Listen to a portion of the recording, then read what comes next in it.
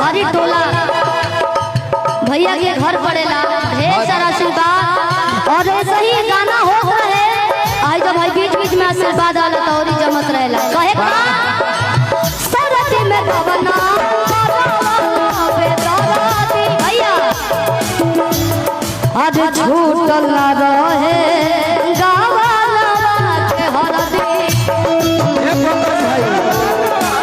सुनो शिल्पी बाबू हमारे का माफ करी, हम तार बीच में खड़ा बनी का है कि तू स्टूडियो में गावेलू जब तक खूब निमन लागेला और हमनी के अखाड़ा के गौनिहार हो जाए। अब भाई गलती